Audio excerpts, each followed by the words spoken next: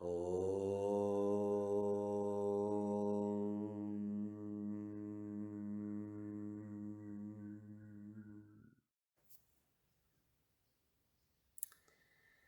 Let's talk about devotion. There's no wonder why human love is the driving force of the world. Life revolves around that love. But is that the greatest love? Because, well, many songs have been written about it, many poems, many blood has been spilled about it because of it. But is that the greatest love, the greatest thing that a human can experience? It is not. There is something much higher, which is divine love. A love that doesn't cause misery like human love does because of attachment and all that goes with it. Love is love. The difference is, well, one is full of impurities, needs, the other is pure, free, and much higher, much bigger. So, in the beginning, devotion, divine love, it's very reduced, if it is possible whatsoever, because too many impurities, too many things attached to it. But it's what you have, it's what's possible. But through all these steps that I've talked about previously, that will bring purification and that love will increase. And that is the life of the process of liberation. It is a divine romance, like I've explained previously. And the purpose is to not only fill your heart, but to flood it, to burst it with divine love.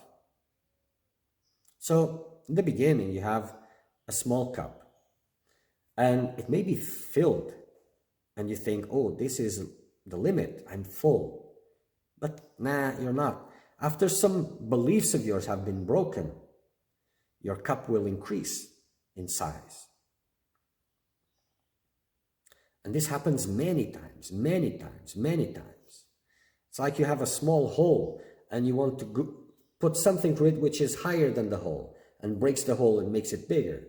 Then it increases again and increases again because your heart's aspiration, that which you don't even understand, what it wants and what is the purpose of human life is to experience that phenomenal, indescribable love.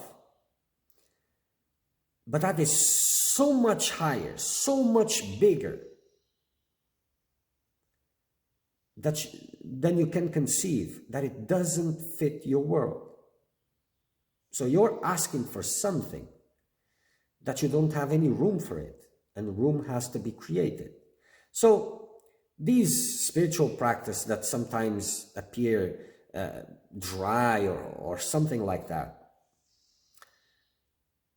for the seeker of truth, they are his tools to enable him to experience that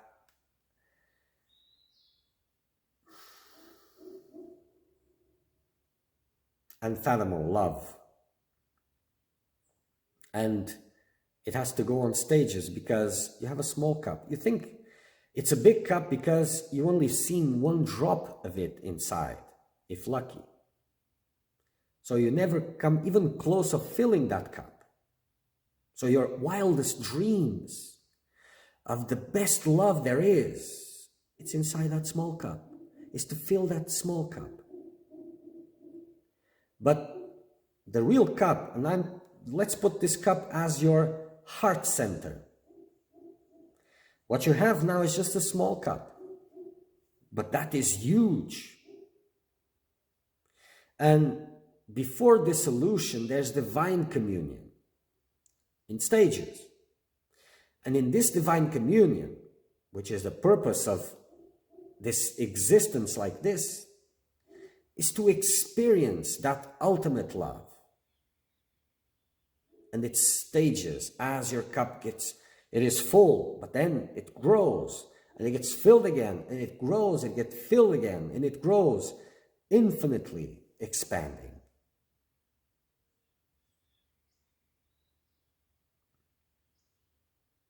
And that is a divine romance between you and God. There are many types of love that come into the heart of the seeker for God.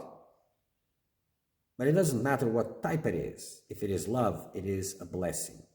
But you need to take care of that blessing. God has given you a gift, and that gift is for you to take care.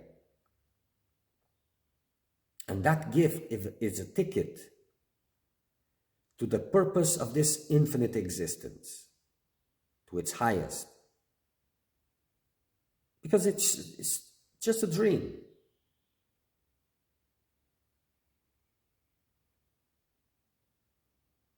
So to experience that love, and that is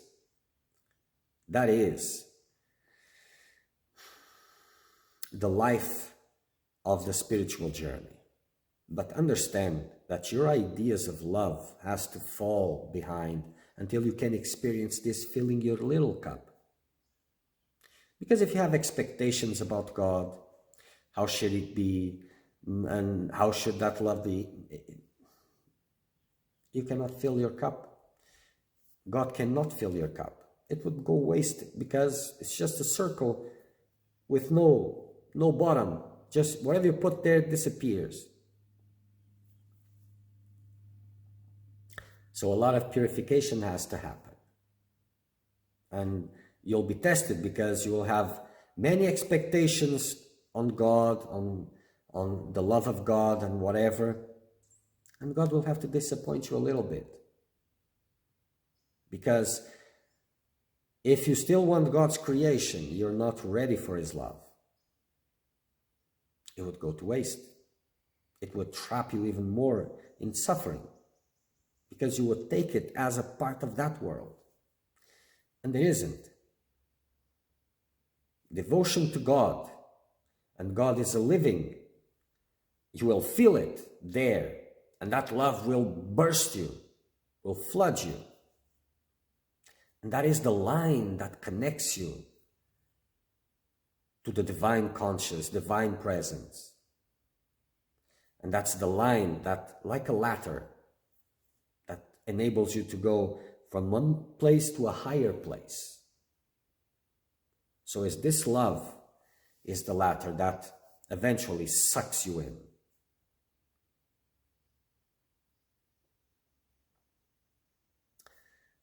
And without this love, probably the process is dead, or very, how do you call it? Dry, very dry. Like a worldly person, his motivation is worldly love, human love, finding their soulmate, a seeker of truth, a devotee, seeks the source mate, the soul, the source of his soul, not a mate of the soul, but the source of his soul, the greater soul. And that is the greatest divine romance.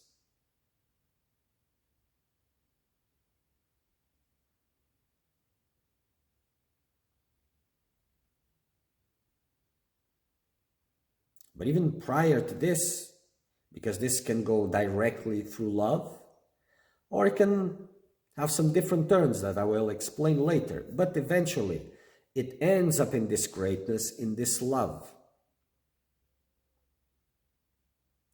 But at least a very big amount of devotion, clean, pure, has to be there to move higher and higher prior to this stage that I was talking about. prior to dissolution, prior to that last part, very important part of dissolution. This love, this devotion, intense devotion, strong devotion, unconditional devotion has to be there. And God will test, or the Guru will test this devotion, will put obstacles in front of it so that you can have the opportunity to make it unconditional, or to doubt it and to drop it.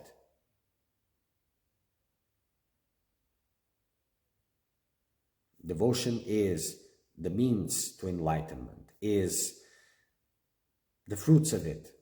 And you can go through a devotional path. There's they say the devotional path and the wisdom path. Well, they are just wings of the same bird. Eventually, everything is wisdom, and wisdom is love. But the ideas that we have of love,